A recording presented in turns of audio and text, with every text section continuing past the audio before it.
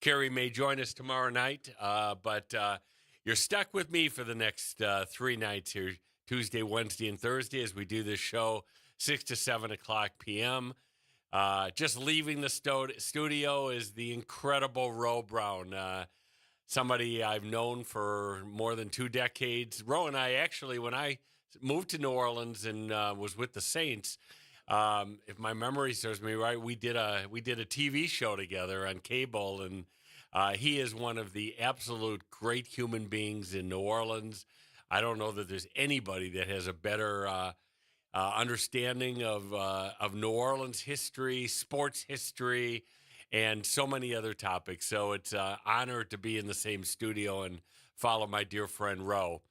Um, well, tonight we're going to cover a few things. In a couple seconds, I want to spend some time talking about global affairs again, because I'm not sure we've seen in a 7 to 10 day period more huge news in the world front from all kinds of places than what we've seen recently. And I think it's really important that we talk about things like that. I hope our listening audience takes an interest in this. What affects the world affects our country. What affects our country affects our city. So it's really important, I think, that we have a clear grasp of who the people are, the players, what's happening in parts of the world. So we'll get into that in a minute. Um, you know, at about 6:25 or so, we're going to really be graced with the honor of a really, really talented guy, an attorney, a former governmental official during the Nagin administration, Kenya Smith. And I think a lot of local people know Kenya. He's really a terrific guy. He and I ran into each other Friday night at the Crew of Allah Carnival Ball, which was pretty cool. I have to say, my former colleague James Carter, former city councilman, and Gian Thomas were the king and queen of Allah. Jazz, you might like to know, and I think this is the first time in history that the crew named a king and a queen, both African American. And Gion's awesome. And James Carter, we were buddies. We go back years and years. I won't say nice things about him, but just kidding. He's a terrific guy and doing incredible things now in the private practice, Port of New Orleans, and all kinds of things. So that was a lot of fun. But I saw Kenya, and we caught up a little bit. It's been a while, and I said, Kenya, you got to come on and let's talk about New Orleans and kind of post Katrina, what we both experienced. So Kenya will be in studio in about 20 minutes.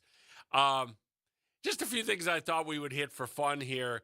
On the sports standpoint, it's been a couple crazy days here. Saints pulled it out. Yeah, I know. I feel the same way. They If beat you want to call that a win, yeah, I don't know. A win is a win, as they say. yes, But when you yes. got to block a punt in the last play against the 2-12 New York Giants. But you know what's amazing, Jazz? We got 4 games to go. You believe that the Saints are only 2 games out from winning the division? I was just saying this to Rod. The NFL is crazy. How can we be losing this many games inside the division and could still wind up with the playoff spot for the division leader? I don't know. Hey. And they play the division. They play Tampa the last So, game of the year. Hey. And they beat Tampa, I think, here Yes, at we home. did. So they'd have the The tiebreaker if tiebreaker. they win. So technically, they're 1 game out with 3 games to go, and now the Falcons are a game ahead of them, so they do have to jump over the Falcons. Right. Okay, Right. but just to be in this position, It's still right now. It's rather crazy.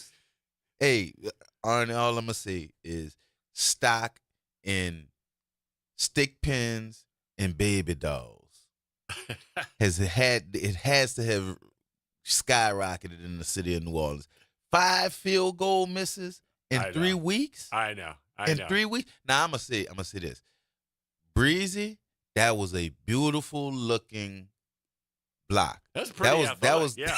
Yeah. for a big guy to Yeah. make a move Yeah, like great. that. That was amazing. But at the same time, I'm like, How'd you like to be a New York football fan with the Giants and Jets, who collectively between the two teams have 4 wins?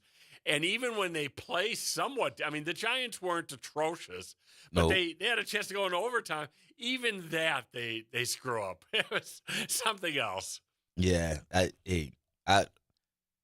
all I'm gonna say is I thought we was gonna kind of take this by storm, but New York's second string seems to be a little more formidable than than a lot of other people's second string. Yeah, maybe so. Yeah. Well, I think the test. This is a big game this Sunday. Tough game. You know, not certainly a winnable game at home against Washington. But then the week after, I mean, my allegiance. I'm a Packer fan. True. Yeah, they got to go to Green Bay. That's not gonna happen. That may be tough. That may be tough. Yeah, So I'd like to see him win 3 or 4, beat Tampa, win the division. And you know what, Jazz? I'm not sure people even thought this far.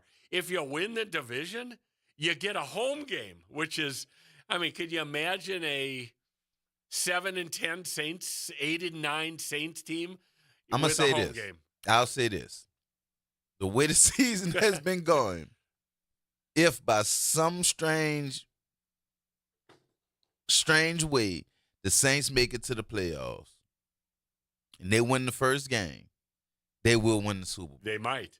They will win the Super Bowl. You're probably right. Yeah, because I mean, I can't get over this field goal phenomenon that's been going on. I mean, who has had that many field goals missed in a season on them like that in important games? Like you're winning because people are missing field goals. Yeah. I mean, crazy. Yeah, it's crazy. Maybe it really you never know. I agree with you though. If they got that far and win that first playoff game, we may have the first time ever the Super Bowl host city has its team in there. Yeah, but look, let's not jump too far ahead. Yeah, it's a lot of things that needs to happen. That got to happen here. But I don't know if you're a college football fan, but I'm excited about this new playoff. The 12 teams. Yeah. You know, there's going to be some great games. We're getting a great game in New Orleans for the Sugar Bowl, which will be New Year's Eve. We're getting Georgia versus the winner of Notre Dame, Indiana. Okay. And I think Notre Dame will win that game. What a great matchup. You know, those are great fan bases coming to New Orleans on New Year's. That'll be really fun. Mm-hmm. The one that I was bummed about, you know, it came down to either the last slot, either SMU or Alabama. And I'll be honest, and I'm biased a little bit because my mom is a Roll Tide grad, but Alabama is such a better team. Even this year, I'm sorry, with 3 losses at an SMU, they play an SEC schedule. You know, I thought that I understand the committee making that call, but you know, I think it was the wrong call. And to leave Alabama out of the playoffs, it just seems like something's missing. You know, I understand you. I understand that, but I'm gonna tell you this: I hate Alabama. Do you really? Yeah, I have a pot. Well, it's not that I hate Alabama. I have a friendly rivalry relationship with a lot of Alabama fans. It's fun. Yeah, it's fun. You know. Well, LSU, Alabama, that's one of the great rivalries. Right. So that's what it is right there. So anytime Alabama is out, I'm happy. And the other school locally, Tulane, it was kind of a mixed bag. They got, you know, humiliated by Army, which is a pretty darn good team, by the way. But they lost their last 2 games and kind of, you know, faded from the national scene.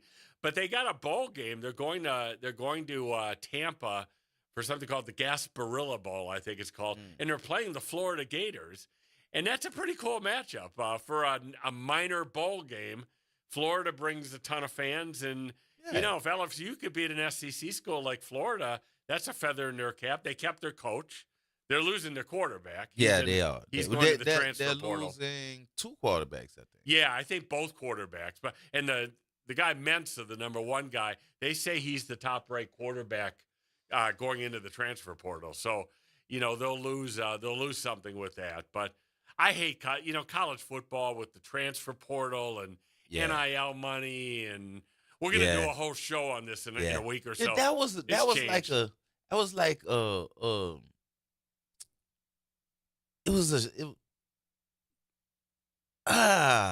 I wanted it. I was all for it, like the NIL money and players getting paid. But looking back on it now, I'm not quite sure. I'm not quite sure that was a good idea for college football. Good idea for the players and the students. I still stand behind that. But what it's doing to football itself, I don't like. Yeah, Because now it's it's dwindling down into the high schools, and this was the first year that we saw that, and I guarantee you, in the upcoming years, we're gonna start to see a lot more of that. Which, once again, I'm not totally against, but there has to be some kind of control because uh high school students just trying to come out of high school early so they could start getting paid in the college ranks, that's a little bit too much. yeah, yeah. I mean, now if you not now if you're really eligible to come out of school early, that's something different. You done took all your classes, okay, that's something different, right? But you just trying to find a way so that you can graduate early and go get that money. I'm against that. Yeah. Well, the thing I dislike about it is that you used to be able to cheer a team and know their players, and Hmm. now every year it's a Every year different is gonna change. roster, and I mean, you just kind of lose that connection. I think as a fan, to the team that you support. We're gonna get deep and dirty into this topic because there's other things happening. Also, there's a revenue sharing plan that's about to come down the pike for next season beyond name, image, and likeness. Wow. Yeah, that's working its way right now, but it looks like it will definitely be in play. So more to come. I just want to hit a couple quick topics before we talk a little global and before our guest comes in. Um, First of all, I was happy to read this morning that Lincoln Beach is actually making some real progress here, and they hope to open it by the summertime. Okay. City put some money into it, and also some federal money and stuff. So that's I know a lot of people have been watching that Yeah, that's for been a a long time. long Yeah, time coming. That's so been a long that's time coming. exciting. I think for our community, and Troy Henry is one of the owners of this station. So Troy went. He batted 500 here in the last couple days here. It, there were a couple issues that Troy was involved in. One was with Bayou Phoenix. They were trying to clear out the Six Flags property, and there was a dispute about the debris removal and Yeah. could Yep. they use the debris, the salvage on the sales to pay the company? Well, a settlement was reached between Troy's firm and the city, basically Nora, which is the city department, to accommodate that now. So that's Yep. good. Yep. That means all of the salvage can begin, and they have licensed contractors.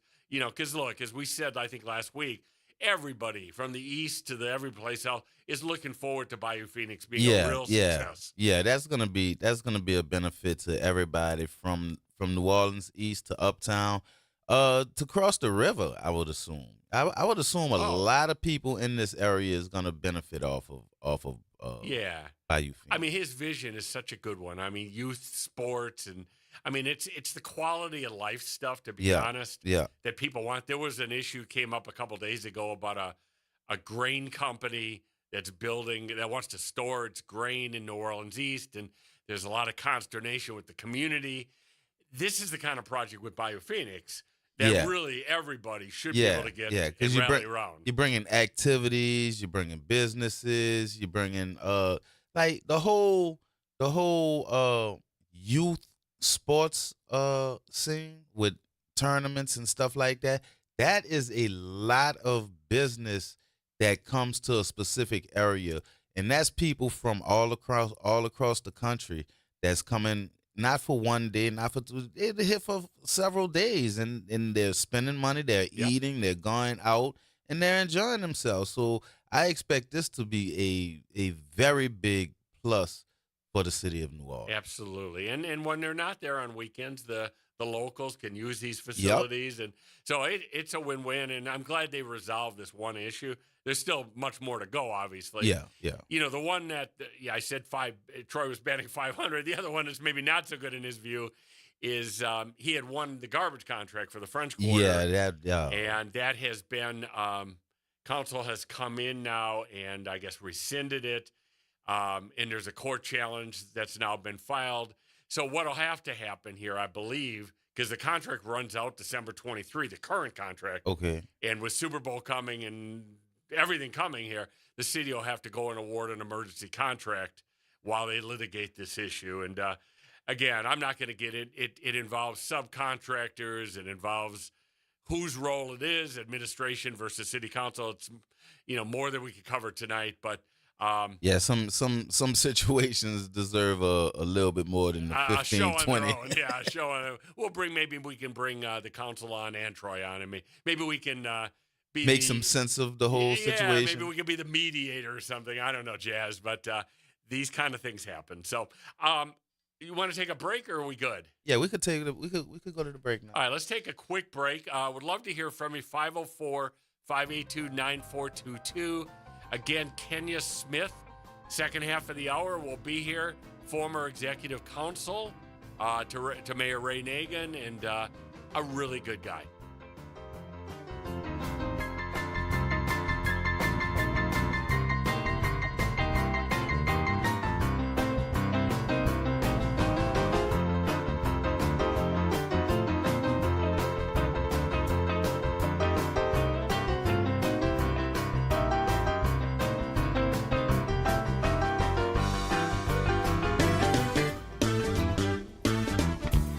I'm Leo Jackson, host of Sunday Gospel here every Sunday morning, 5 a.m. to 7 p.m. and 12 o'clock till 2 p.m. You don't want to miss this move of God. It happens only on WBOK. You listen to all day long. Delgado Community College offers programs in business, technology, health sciences, and the arts, with over 100 career-focused degrees and certificates that are affordable, flexible, and transferable. We can give you the knowledge and skills to succeed. Delgado is a great fit if you're starting your post-high school education, or we can help you advance or change your career. Take a step toward being unstoppable at Delgado Community College. Visit dcc.edu to learn more today.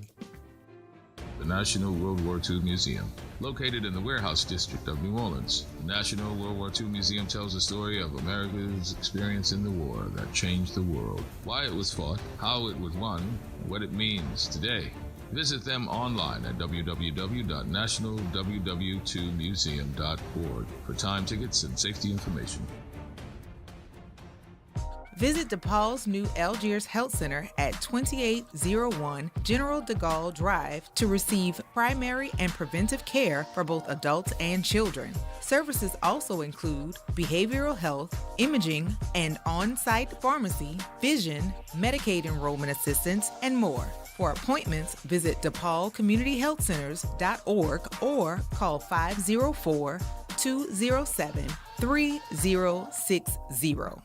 Tune in every Wednesday at 12 noon to What's Growing New Orleans. Hosted by Angel Vanderpool, What's Growing New Orleans is a weekly conversation about developing and growing Black businesses throughout the region. Brought to you by the New Orleans Regional Black Chamber of Commerce. Hey, what's up, good people? This is Gerard Stevens wishing you and yours the best of the holiday season. Be safe and, of course, keep it locked here. WBOK, 1230 a.m. online at WBOK1230.com. The Arnie and Carrie Show with Arnie Philco and Carrie Grant. All right, we're back. It's 6:20, and in about 5 minutes or so, we're going to have, again, Kenya Smith, an attorney here, a professor, former executive counsel to Mayor Ray Nagin, and we'll talk a lot about a number of topics. So I want to just talk a little bit about something that happened internationally over the weekend. I couldn't take my eyes off of it, and part of it is I love international stuff, and this is really important stuff. For those that may not have followed it, the president of Syria basically was run out of the country. He and his family have taken exile in Moscow, Russia. The rebel forces, which really started about a decade ago, and then were pretty much devastated by the Syrian army, together with the Russian army and the Iranians, came back, and they started in northern Syria, made their way to down the coast, and eventually entered the capital city of Damascus. And literally within 1 week, the Syrian rebels took control of the government, deposed in a peaceful way the Syrian leadership, including President Bashar Assad, and we now have a rebel force in control in Syria. So why is this important? Well, first of all, this was a very, very bad guy. I mean, we've seen dictators and evil people before, but Assad for the last 20 years and his father for 30 years before that literally brutalized the Syrian people. They gassed them, they tortured them, and they ensured that they remained in poverty. And I think all Syrians today are excited with some anxiety, because I'm not sure anybody knows what really the future might hold. What does this mean to the rest of the world, the region? Nobody knows at this point. To be candid, parts of the rebel group that are in control now were deemed a terrorist organization. Some of them were affiliated with ISIS. Some years ago, the leader seems to have moderated that position. But I think everybody is a little bit on alert to see what this means. We've seen situations where when tyrants have been taken out of office, what follows them is worse. We hope that's not the case, because there is some real optimism here. If this group could come in here and want to promote some sense of democracy and help its own people, the Syrian people, and make regional peace with others, including Israel in that region, there is tremendous optimism of what this could mean in a very positive way. And I think the other, side benefit to what happened is that some of the groups, candidly, that have sponsored terrorism, Iran, Hezbollah, which is the Lebanese proxy arm of Iran, Hamas in Gaza, they have been significantly weakened by virtue of the conflict with Israel. And really, it was because of their weakening that I think the rebels saw this as an opportunity to come in.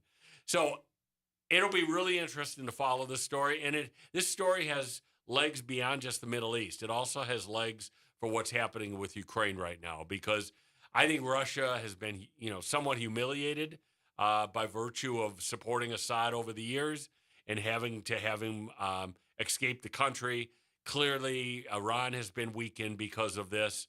And, as people know, because I've talked a lot about Ukraine, the war in Ukraine needs to come to a just end at some point.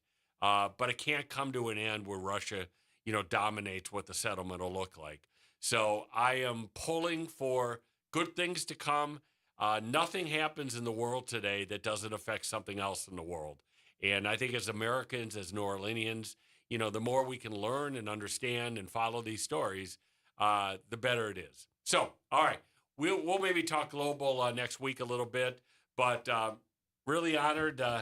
Before my guest came in, I told him we saw each other Friday night at the Crew of Allah Carnival, which was really fun. Kenny, I don't think I've seen you in a fair amount of years, I think, right? Yeah. Right, 5-10 years maybe? Easily. Yeah, but I'm going to have to say, Kenya and I had a love-hate fun relationship when I was on the council in Kenya. Vigorous. Yeah, vigorous, that's a good word. But you know what? This is a SUNO grad, and I have to ask this, who went on to law school to Madison, Wisconsin, which is where I went, the University of Wisconsin Go School Badgers. of Law. Go Badgers.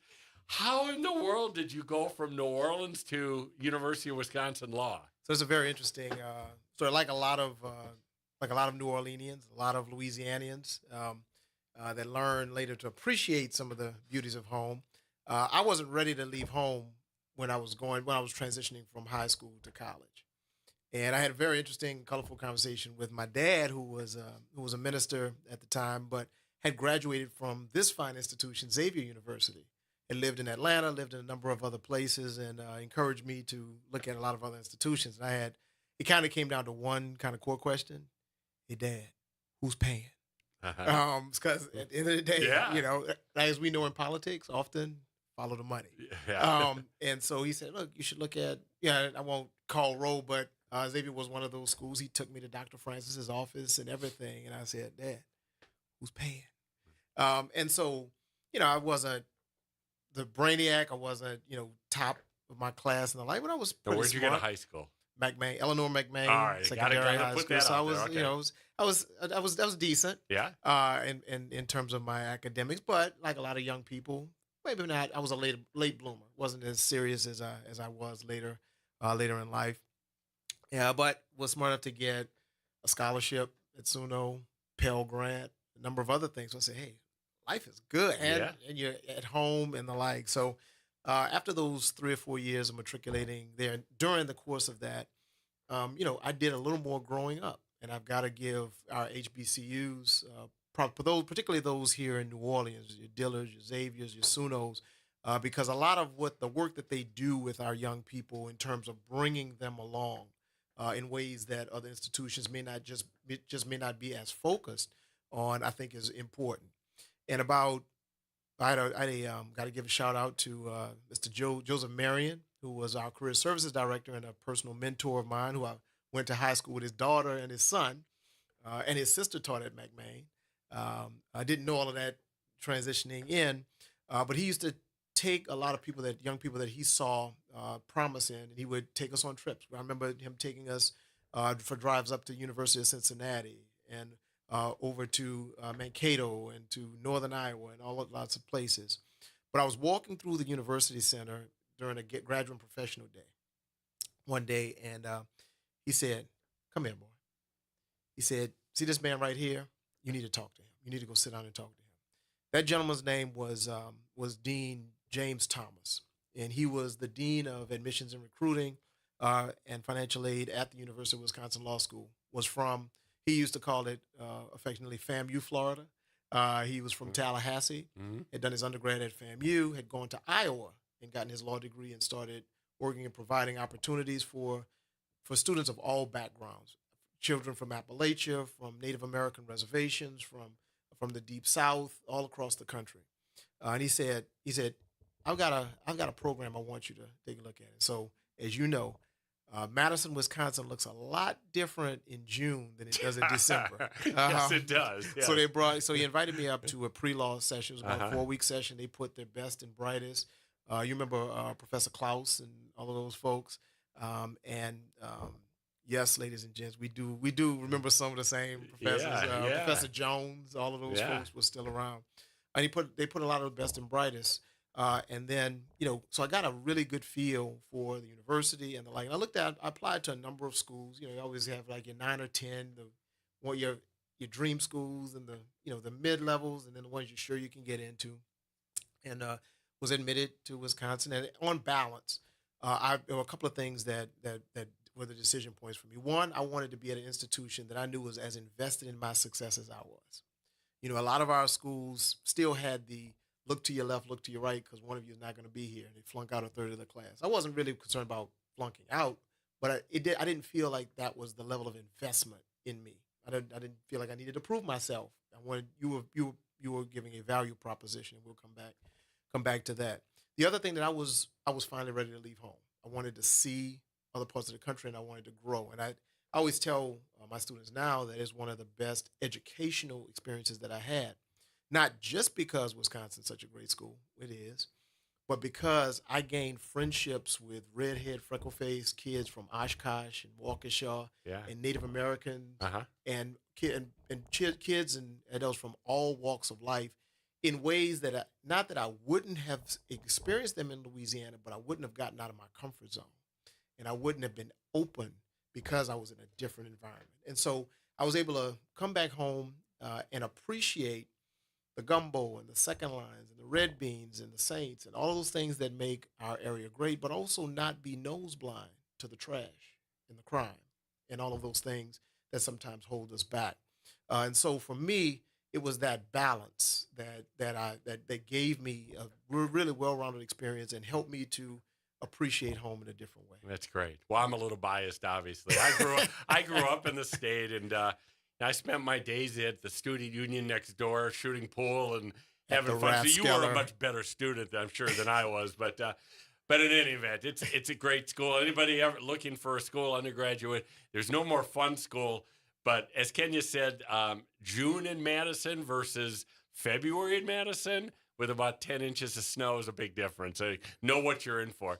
So let's talk. You went on after law school and went into private practice, I think, right? Yes, With a big firm here in the city. Yes. Talk about that briefly. And then what brought you into kind of government? And it's interesting because many of my opportunities, and I try to, being a person of faith whose father was in the ministry and the like, I try to always take time to honor the fortuitous nature and the divine providence, if I can, of a lot of opportunities that present themselves. A lot of us, a lot of times we like to get our suit on and think, I did this on my own, but it's sometimes humbling to remember that we're a product of people providing an opportunity, providing a chance. And so just like I didn't know I would end up in Wisconsin when I enrolled in SUNO, I didn't know that I was coming back home. My family had resigned themselves to the fact, like many of our kids, Kenya's gone. Brain drain, we're never getting back.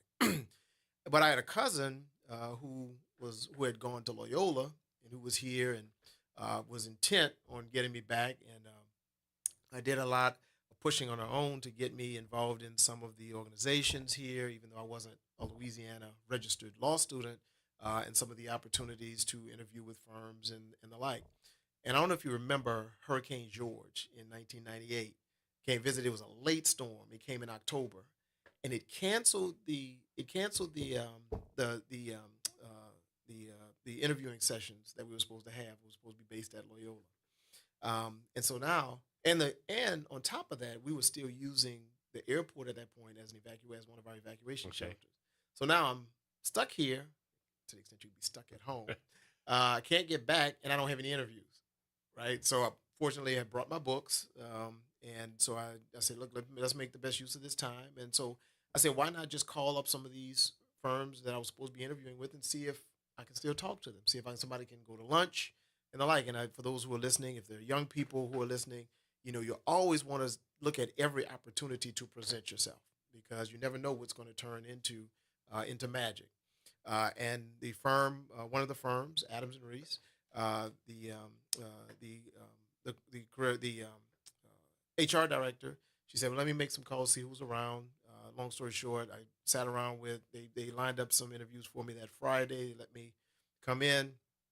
And it was one of those things, one of those opportunities in a lot of parts of life. We say, oh man, this is one of the best talks I've ever had. I won't get the job. Yeah. Right? Because you say, oh man, this was great. Yeah. We do the speed. Yeah. That happens, Oh man, this was great. We interviewed. Oh, they love me. And then you get the Dear John letter, right? So I was just waiting for that. But the hiring partner at the time, we actually see each other kind of like we do every few years from time to time, and other people have stories. His name's Kirk Gasparez. I never forget, I was also in student leadership with the ABA Law Student Division. I was traveling around. I think I was in Indianapolis for a conference, and I got a call that looked like Adams and Reese. It certainly was a number that looked pretty official. And he said, hey, Kenya, this is Kirk Gasparez. We want you to stop interviewing and come work at Adams and Reese. And you have those impactful moments in life. I say, wow, I'm really going home. And so that opportunity there, and I had other opportunities in Denver, in Richmond, Virginia, a couple of other places. How the interview. And you were doing more traditional corporate law and reorganization. That's what I wanted to do. And some of the firms wanted me to do commercial litigation, and I didn't want to be a litigator. Some people say, oh, you love to run your mouth, you love to argue, you love to engage. I said, but I wanted to be a corporate lawyer, and we'll kind of come back to that, reasons why I wanted to do that. But that was exactly what A&R was presenting to me, the opportunity to do that. So I can go home and do what I want to do. You had it all. It was, it felt truly meant to be. So went there, enjoyed my time there, and after a few years, various people said that the then new mayor, this was around 2000, it was 2002, they said, your skill set seems to match a couple of needs. Some thought more in the faith-based and community organization community because my dad being a minister and the like, and others being the wanted me for more of my corporate transactional skills. So again, it was one of those opportunities that really sort of met up, and I was, I probably had that itch again. I was actually looking at actually going to Columbia to do my LLM, and so it was New York, new mayor, new mayor, Yeah. and so the opportunity in city government kind of won out. Did you know Mayor Nagin before? Or? We didn't know each other at all.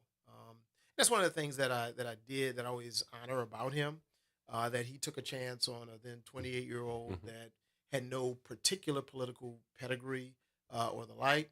I had some things to offer in terms of my skill set and the like, but I really didn't come through many of the traditional political channels and the like. And so, I always say publicly and privately that I always honor him for that. Yeah. So I want to talk to you about the first term, Mayor Nagin's first term, 2002 through 6. Okay. Was different than the second term, obviously, for many reasons, obvious reasons with Hurricane Katrina. Sure. But I think Mayor Nagin came in, again, I was with the Saints at the time. I wasn't yet in government, but, he came in with the thought process of being a reform mayor. He was going to change some things around. He was going to bring more of a business mentality to the job. And, and it seemed like the people that I had met, including yourself, kind of came in with a little bit of that same background and same philosophy. So talk about those first few years. Yeah, so I came in a little deeper into, not deeper in, but I wasn't in the true first iteration. So inauguration was in May. I didn't come in actually until the following February. So it was almost a year to his election that I came in. In the course of that, there were others that had been there already. As you know, in everything you do, there's a learning curve. What we see from the outside, you experienced it, transitioning from the Saints to, running for office to serving on the council. We all, I learned it as well, and I think there were a lot of, lessons learned there. As we always see, there's going to be transition. People come in, they don't last as long. They go out for lots of different reasons. People always say, and look, I say this, I'm a corporate lawyer by training, but I've also been on the union picket line. United Food and Commercial Workers, Local 210, with the Canal Villery stores were on strike. I was on that picket line. And I had friends who said, Kenya, I love you, but that check cola is $1. And I had to come to terms with those kinds of things. And we will often we hear it all the time in politics, run government like a business. Well, I often will push back on that, and I'll calibrate that and say, there's a reason why business is business and government is government. Because business is about the bottom line. It's about an entrepreneur making $1 for themselves. At the end of the day, it's about return on investment. It's about value. Government is about sharing resources. It's about us pooling resources and providing for a common defense, for common welfare, for common benefit, for the common good. And so while there are principles that can be employed in government from business, efficiency, but it cannot sacrifice what sometimes you're doing for people who can't contribute the same level of value that you can, however we measure that economically. And I think there were a lot of those lessons learned throughout that term, just in terms of the business government dichotomy. And then, like with everyone, first terms are often different than second terms you're feeling things out, and then re-election looks a lot different than election. Yeah, every election is about the future. The old political adage, elections are about the future, and we cast all of our hopes, dreams, desires. We tell about our fears, our concerns, and we tell these people, and we've offered, at least we've both offered ourselves, you more successfully than I, but they tell us, now go fix it. Right. And then the minute one thing that was expected doesn't go, they say, well, why didn't you just fix it all? Right. And so those, then those people who are in the mill, you're in the work, we're getting all of that stuff, and we're evolving as people along the way. Then you layer something like Katrina on top of other storms that had occurred before and after that, but Katrina in particular. I mean, it's just a world changer. Yeah. I do have to tell you one other story. Though, Yeah, go. One of my favorite Mayor Nagin stories, because the Chocolate City speech was both famous and infamous for lots of. Let me just we would love for you to call in. By the way, Kenya's here. If you have any questions, want to comment on anything he's talking about, 504-582-9422. We'd love to hear from you. Go on, Kenya. No, thank you, and I'll try to be brief here because I know at some point you're gonna need to take a commercial break. Yeah, we're good. We're good. But one of the things about Katrina that was very revealing for me was that it didn't discriminate in terms of race, ethnicity, gender. It destroyed very equitably and equally. And I saw people in Lakeview and in the lower Ninth Ward suffer in very similar fashions. Now, their ability to recover may have been a little bit different because of economic positioning and the like. But I remembered after, in the wake of the Martin Luther King Day commemoration speech, where the Chocolate City speech was had, the administration went to Lakeview to St. Dominic's. And St. Dominic's was still gutted. And they were in the backyard. They were in the backyard, and he was taking questions. And a lady walked up to the mic, and she said, "Mayor Nagin, I voted for you the first time because I believed in all that you represented for opportunity for the city. And when you said what you said about New Orleans being a chocolate city, it sent a signal to me that I was not welcome back to my home. And so, Mr. Mayor, I need to know, how could you do that to me?"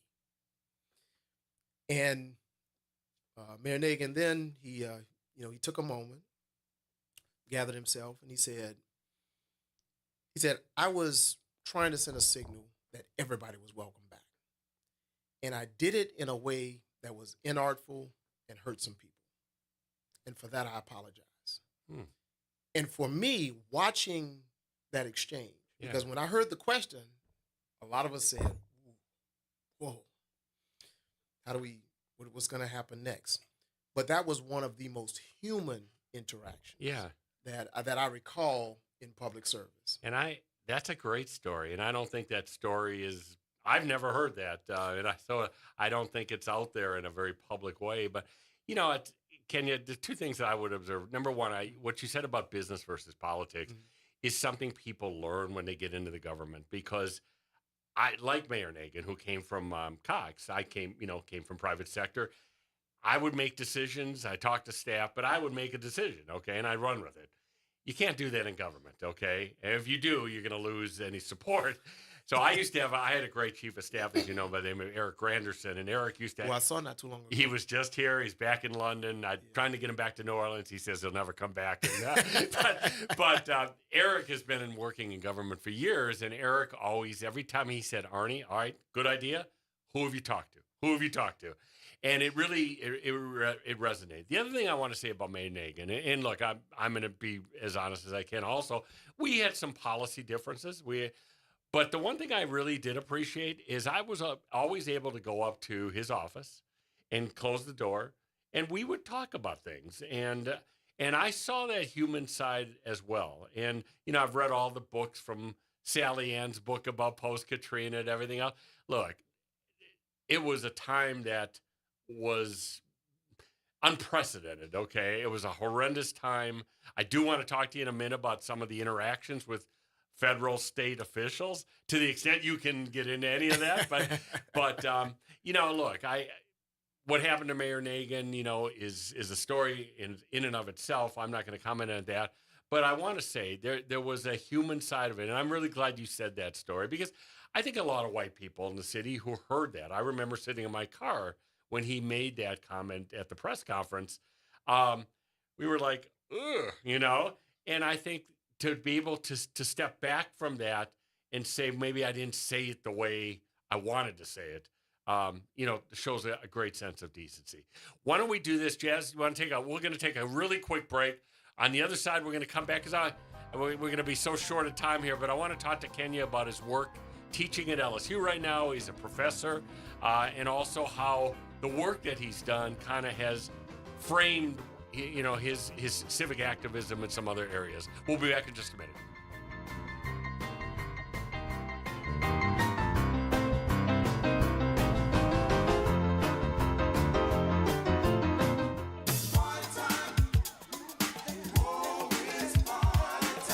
That's right. It's party time each and every Sunday night at 7 p.m. on WBOK. It's the Throwback Throwdown with DJ Wick as he brings you the best in old school from the 70s, 80s, 90s, and the early 2Ks. Plus, the party goes to another level at 9 p.m. with the Throwback Throwdown Party Mix to round out the night. It's the Throwback Throwdown Sunday nights at 7 p.m. on WBOK 1230 a.m. and on the World Wide Web at WBOK1230.com. The New Orleans Jazz and Heritage Foundation is the nonprofit organization that owns the New Orleans Jazz and Heritage Festival presented by Shell. With the funds generated from Jazz Fest, the foundation invests in Louisiana companies through economic development, cultural enrichment, and free educational programs. To learn more about what the New Orleans Jazz and Heritage Foundation does, please visit www.jazzandheritage.org. Tune in to The Monitor's Mic, where we talk about oversight, policing, and you. Hosted by the Office of Independent Police Monitor, we're here to shine a light on policing issues that matter, from real-time policing updates to in-depth interviews. Every Friday at noon on WBOK. We all love surprises, but not if it's the flu or COVID. If you're 65 or older, vaccines are your best defense against severe illness from these viruses. Risk less, do more. Get started at vaccine.gov, paid for by the U.S. Department of Health and Human Services. Welcome to Liberty Bank and Trust, where your financial journey transforms communities. Since 1972, our customized banking solutions power your dreams and fuel your community growth.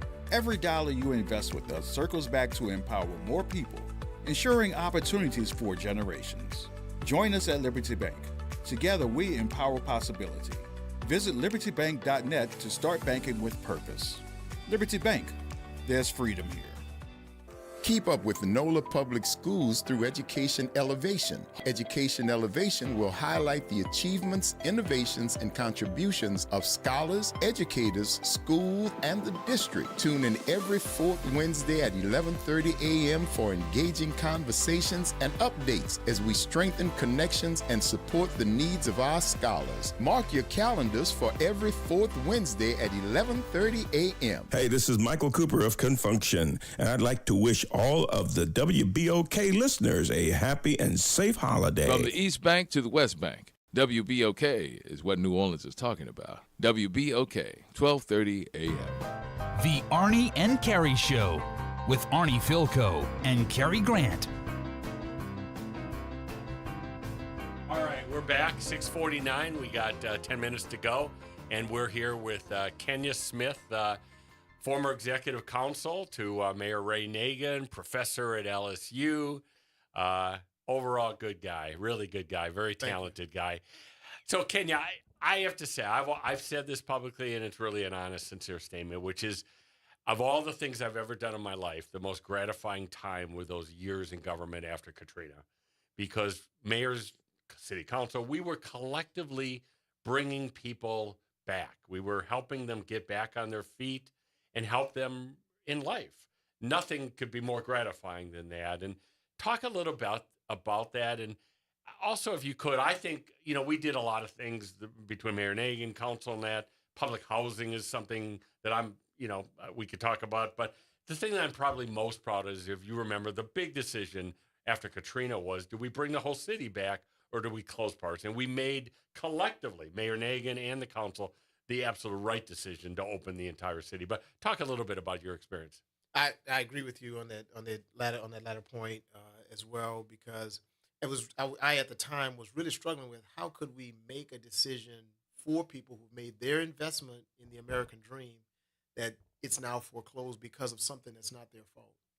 And that one of the approaches I take in education even today is, when we make a value proposition, when we admit you, we need to live true to that. And so we need to do our level best to make sure that we're doing what we can. At some point, we have to call balls and strikes, but that we're doing our level best to get you prepared for meeting the challenge that is ahead. And I agree with you. That was an honor of my life, working in city government, trying to work to make sure people could restore their dream, that they had used their savings, that they had worked so hard for, that they, we watched people pulling all of their life belongings out of their house and then have to restart and have to gut to the studs. So to tell them that you're not allowed to do that for some policy reason was unconscionable. So I agree with you it would have been horrible, and it would have changed the entire future of New Orleans. Thank God we didn't do that. The other thing that I remember that, all of us were involved in is it was amazing even before lights came on, and people will certainly remember what the fall of 05 was like in early 06. But it was amazing to me, the civic involvement, people meeting in small groups, and then small groups became medium groups, and medium groups became, I'd never heard of the word before, charrettes. You remember that? And but we learned a lot of new words. Yeah, there were a lot of new. But it was like a community saying, we're going to take control of our future. Right. And we're not going to let some group tell us what to do. We're going to dictate what the future looks like. And that was so inspiring. And I think we've lost a lot of that with COVID, fatigue, and lots of other things. But it was a very special time. I think from time to time, lethargy sets in. And a lot of people forget what the dynamics were. We're kind of short on time, so I won't filibuster that. But that August 29th was a very sensitive time for a city like New Orleans. Poverty has been a lingering problem for generations. But if you have poor people who are waiting for the first of the month, and you have a storm that hits them through 2 or 3 days before that, their ability to respond is severely compromised. And now they're washed out and they're sent to cities all across the diaspora. They're sent to 48 different states, some of whom still have not come back or been able to return. But to your point about sort of that human element of freedom searching and self-determination, I guess is the right phrase, that that's always been inspirational to me. That Dr. King said the arc of the moral universe is long, but it bends towards justice, because human beings are always reaching higher. And that was, to your point, very inspiring to me throughout the recovery, that it was very organic. What I sometimes see today is people looking again for that spark. Yeah. That people, that many of the things that people see that we can, I always like to not say things are wrong, but things in which we can improve, and that people are looking again for that spark.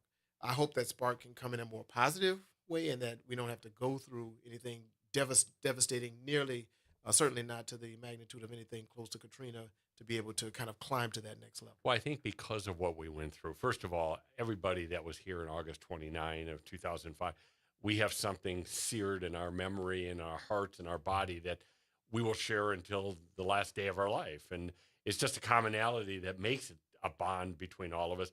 But the other thing is that we had people come in, local people and out-of-town people, and try to tackle some of these issues that have stayed with New Orleans and still stay with New Orleans, unfortunately. And, and I think maybe we can get back to that. But we only have a few minutes. I want to talk to you about LSU, because so you are the, I had it in front of me, but you have several chairs, right? Yeah, and you're teaching multiple courses, right? Yes. So business law courses. Business law courses, right? And so how inspiring is that? I mean, how enjoyable is it, first of all? I've been truly blessed that in each iteration of my life, I've been able to do work that has been really gratifying. You know that old saying, if you do what you love, you'll never work a day in your life. I've been fortunate to be able to do that. But similar to in government, for me, it's about empowering people. When we were in City Hall together, the richest person in the city and the poorest person in the city paid their taxes at the same window. And to be able to help that little old lady to get directed to the right department, to get her needs met, I carry those lessons with me as a law professor now. Because for me, it's still about the aha moment. It's about empowerment. It's about seeing that spark in the eye that lets me know they got it. Because if you give a person a fish, they'll eat one day. You teach them to fish, they'll eat a lifetime. And what I see us doing is teaching the fishing. Says somebody who loves water but doesn't do a whole lot of fishing personally. But for me, it's the ability to bring the sum total of all of my experiences as a corporate lawyer, my experiences being in government, my experiences being back in private industry, because you probably don't recall, I was at BP after the oil spill. Yeah, I remember. Doing their, in their procurement department, trying to help supplier diversity. But bringing the sum total of those experiences to help empower these young people to whom we're going to entrust our society. I tell them, as lawyers, you are the keepers of the flame. You are what stands between us and devolving into what the other animals in the kingdom do. Yeah. That survival of the fittest. And are you optimistic about the future of these young people in terms of making the world better and doing good things? Incredibly. And I have to be. Children don't raise themselves. We're responsible for, and I tell them, you're not my children. I'm not going to treat you like children. I'm going to treat you like the adults that you are. And I believe you empower adults with good information. You can trust them to make good decisions for themselves. But we have to do that. We have to empower people, whether they're our citizens in our communities or they're our students in our classrooms. We have to empower them in ways that they then can carry the flame forward. Now, is Professor Kenya Smith the easy grader, or is he that Harvard professor from that famous movie some years ago? Oh, Kingsville? Using the Socratic method and scaring people. I use what I call the gentle Socratic method. Okay. That I ask for volunteers, but I reserve my right to assist you in volunteering because it's a conversation. Just as Socrates and Plato taught their students, the reason we sit in that semicircle is so we can have conversation. But if I'm only having conversation with one or two people, it's doing the room no good. So I have to make sure that others are engaged. As for grading, the system is the system. And, I can't teach law and not want to comply with the law. Of course. So, for me, I coach you up throughout the semester, but then I'm the referee calling balls and strikes at grading time. I understand. Well, I'm going to have to come. I want to see Professor Smith in already action promised. in Baton Rouge. I'm going to come. Maybe I can. We'll do a class on sports law or something that I have some intelligence in, and absolutely. We'll go. Well, this has really been a pleasure. I'm so happy we ran into each other. I want the listener audience to know this is a really, really good guy, and when I saw him in government, he worked exceptionally hard to try to make people's lives better, and he did.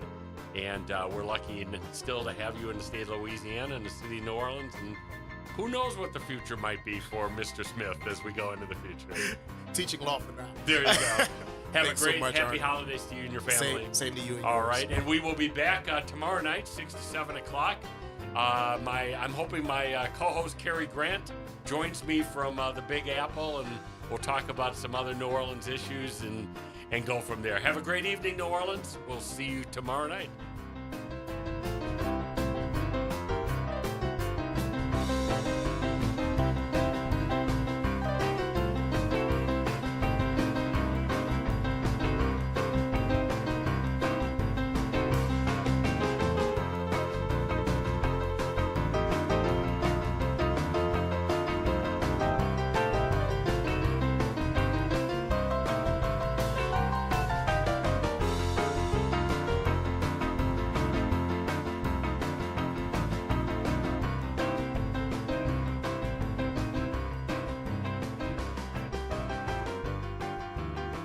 From the campus of Xavier University. Yeah.